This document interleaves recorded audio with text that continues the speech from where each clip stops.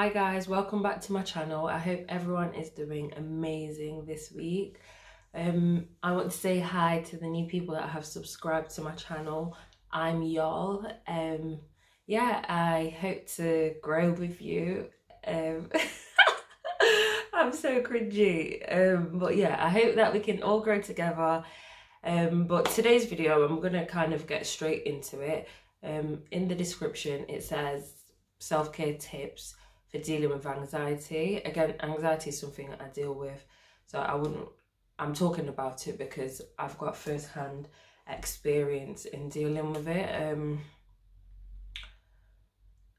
And it's not something that I speak about a lot.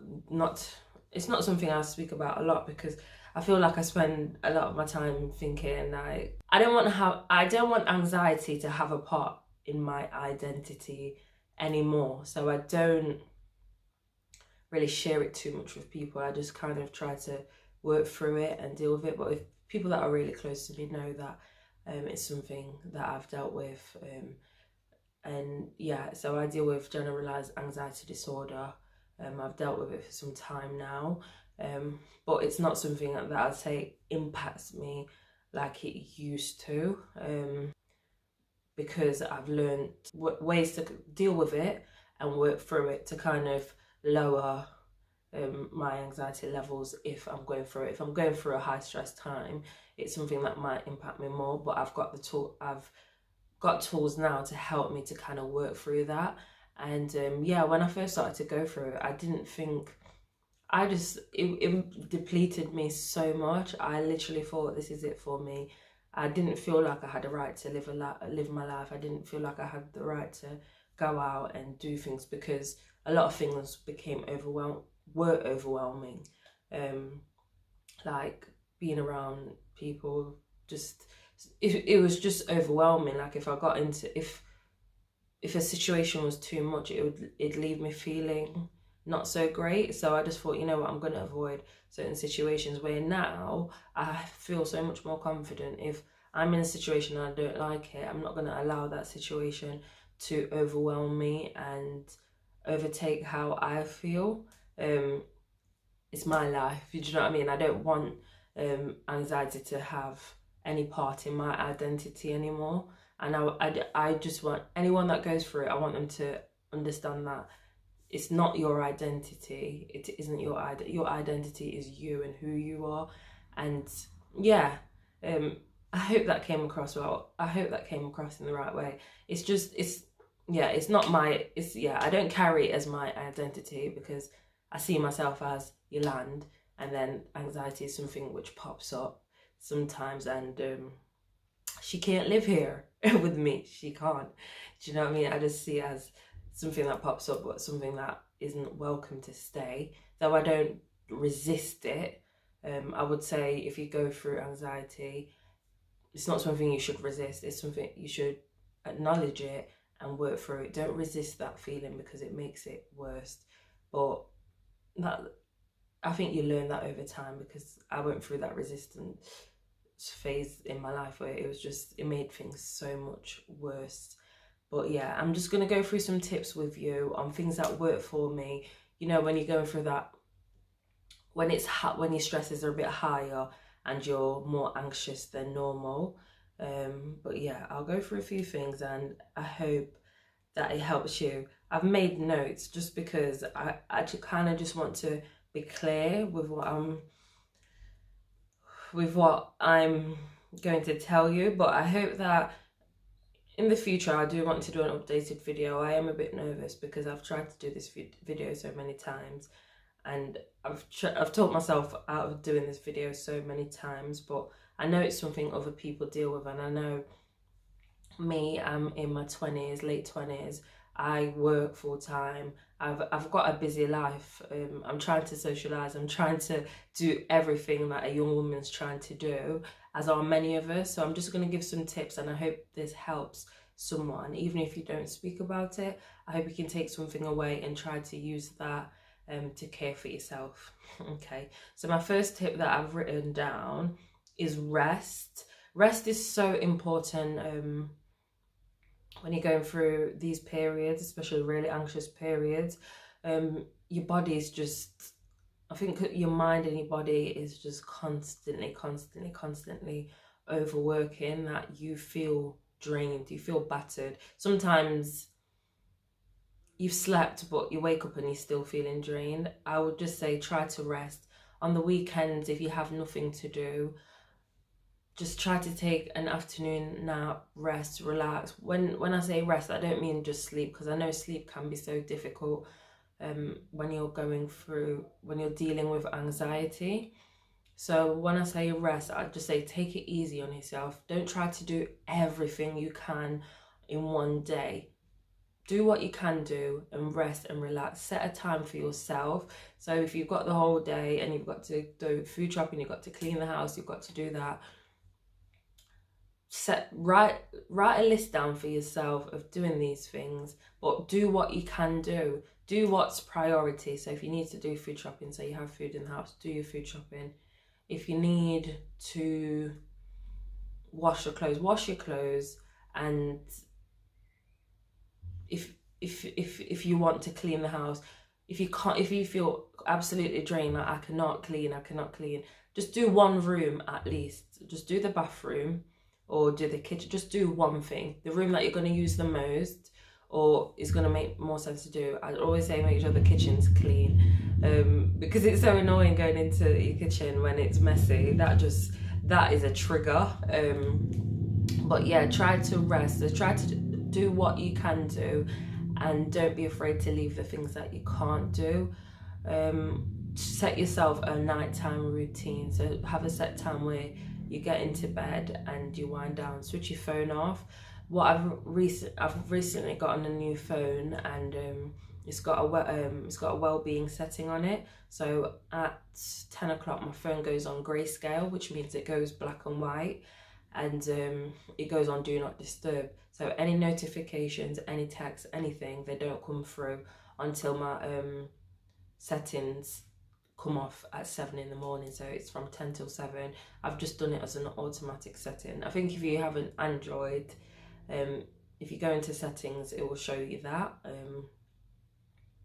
But I don't know with iPhones, because I haven't had an iPhone before, but there should be some form of well-being setting where you can just make your phone black out from a certain time of night, so you can get the rest that you actually need. But yeah, I definitely recommend rest as much as you can.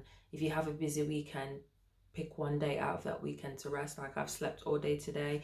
I went out on Wednesday night and I was out really late, and then I went out last night and I was out really late. And usually, I swear, I haven't been out late like this for years, and I'm really proud of myself, because I've gotten to a point where I'm not scared anymore to have late nights. Obviously, if I wasn't feeling very good and I was feeling more anxious than usual, I wouldn't be going out on like late nights, but I feel much better anyway. So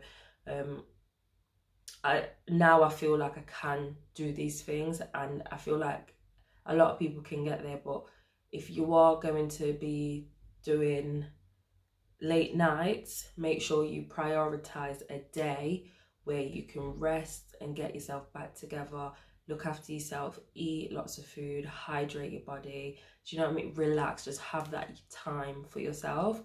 But yeah, that's my first tip on rest. The second one I would say is eat well and stay hydrated.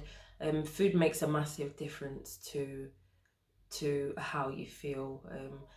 I read the other day that 90% of your serotonin is created inside of your stomach, and serotonin's that chemical that I think is like the happy chemical. So it's what's released when you exercise. So, but that is created in your stomach, but it's impacted by your brain. So what you're putting into your stomach makes a big difference to the chemicals that are going to your brain. I think the two are linked.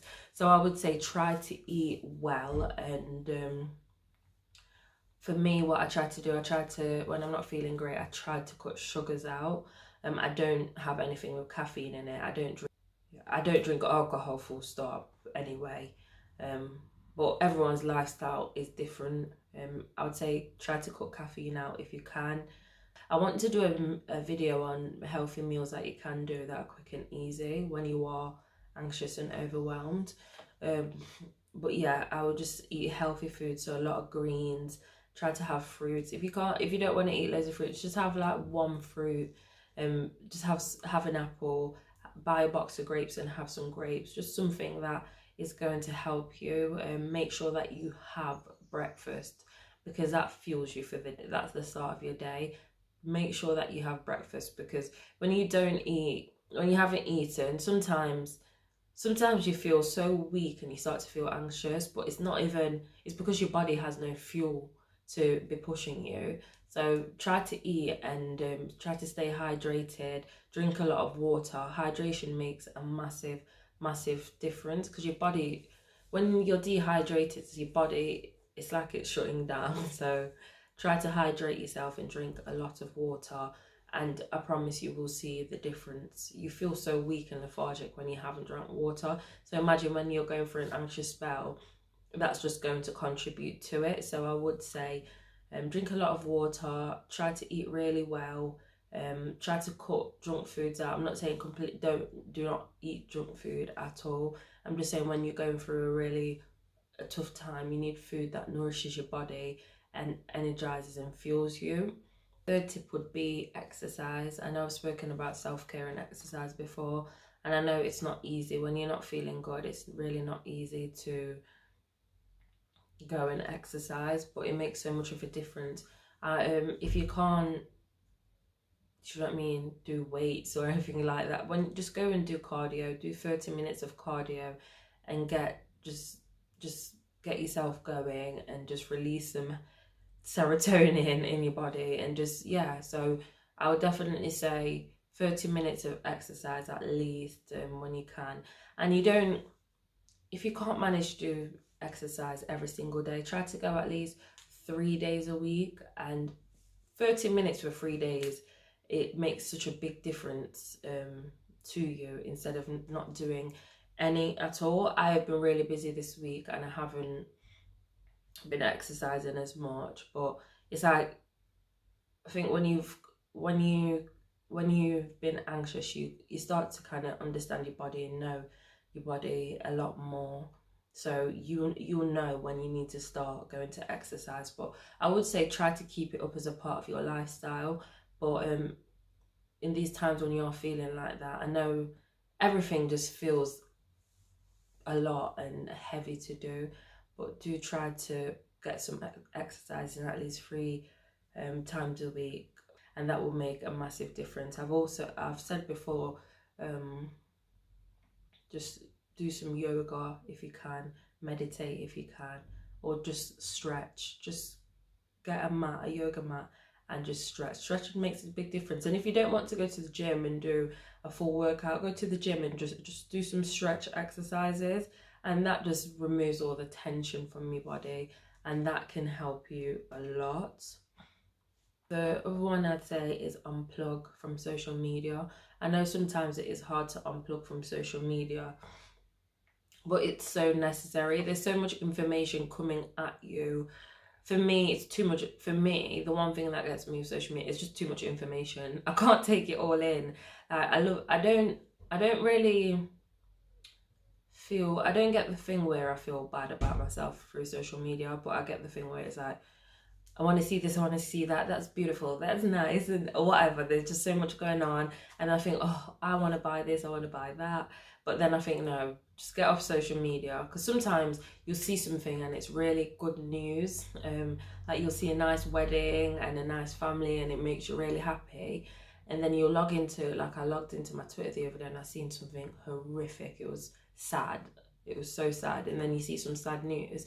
And that it's like your brain, I don't think our brains are created to take that kind of information in all at once. It's too much information coming at you too fast. And yeah, I would say unplug from social media. I try not to go on social media from like Monday to Thursdays. I know that's a bit extreme, but for me that's what helps me. So a lot of the times you won't catch me on Instagram in the week, but then sometimes I do go on, depending how I feel. It's just about you and what you know is best for you, but I try to make it a practice not to use my social media too much on a weekday, because I just take it off my phone. Usually I take it off probably Monday afternoon. I'll just remove it from my phone and go back on like Friday or Thursday. But yeah, unplug. And if you don't want to unplug, set yourself a time limit. Give yourself like 30 minutes a day, a scrolling time. You can set loads of different timers on there. And I know you'll say, oh, it's hard, you'll just go over the timer. But the way I think about it is, when I see the timer, I just think, okay, then this is for my brain. This is for my mental health. Doing this will benefit me in the long run. I won't feel so anxious. I won't feel so overwhelmed. So I definitely just try that out. It's just, don't do it as, don't take yourself off there as a chore, because then you'll just want to go onto it. Do it as something that, to help yourself. Don't come off social media as a chore, like, oh, I have to come off. Do it as something that, think about it in a positive way. This is going to help me in the long run. This is going to make me feel better mentally, emotionally, and just do it that way. And that hopefully that helps you. And if you find it hard, I would just replace it with educational podcasts. So throughout the week, I just listen to those educational podcasts. I listen to podcasts in the morning. I listen to church sermons in the morning, which will help me. And then yeah, just, it depends what you're into. So just find a podcast that which you feel is good for you. Because I think if I'm not on social media, I can take the time to learn something new and in whatever I'm interested in, and just use that to to replace it if you can. The other thing that I would say when you're going through a really anxious or stressful time is watch things that make you feel good. Don't be watching horror films all the time. I can't watch horrors because my mind won't allow it. I won't rest. But I would say, if you are going through a really anxious period, a really stressful period in your life, try to watch things that are really uplifting. Try to watch comedies.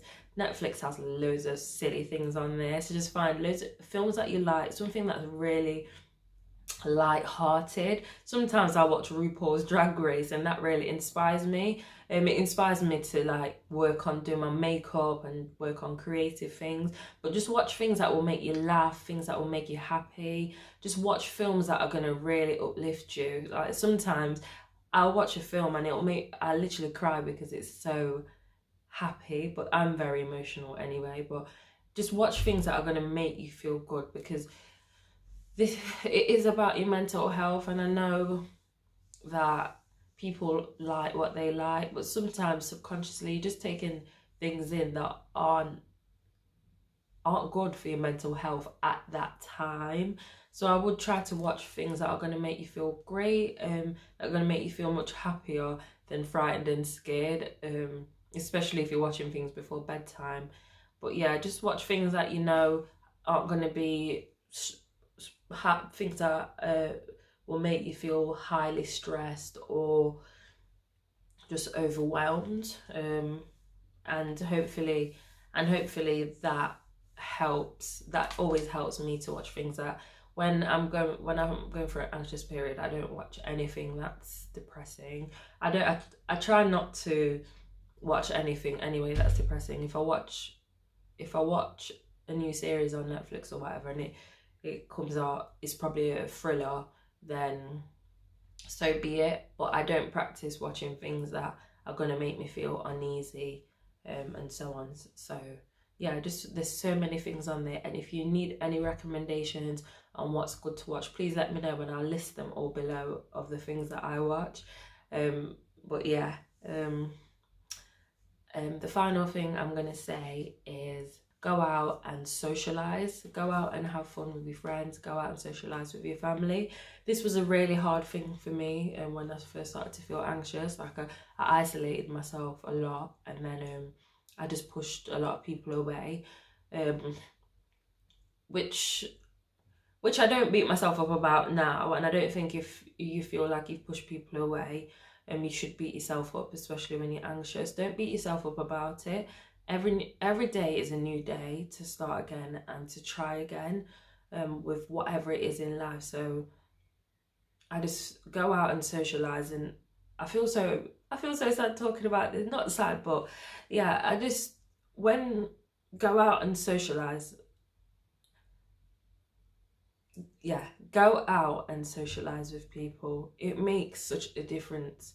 The difference between, even if you've gone through trauma, if you're stressed, if you're anxious, if you're going through depression, go out and socialize. And I know sometimes it's so hard to go out and drag yourself out, because sometimes when you're feeling anxious you have overwhelming feelings like they don't like me, they don't want me to be around. You get all these irrational feelings and irrational thoughts, and I know that can be so overwhelming. But put these little things into practice. What I would say, if you're going to socialize with people who understand what you're going through. Socialize with people who can be gentle with you, because sometimes you might socialize with people who are really nice people, but for whatever reason they might trigger you slightly. And if you don't know how to deal with those triggers yet, socialize with people that you know, that go to a safe space, but go and socializing, because I think the line between healing and just staying where you are is so thin, and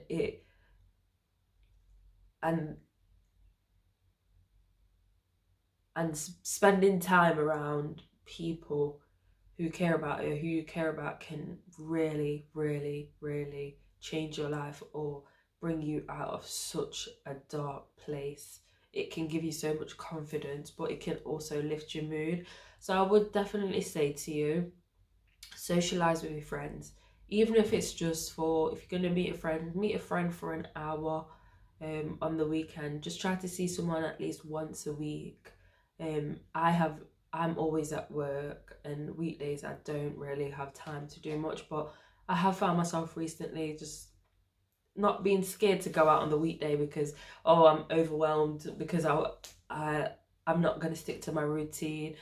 These are all just irrational thoughts, because if you have one late night, sorry, my nose is so blocked. If you have one late night, it's not going to make a difference. It won't make a difference. It feels like it will, but it will not.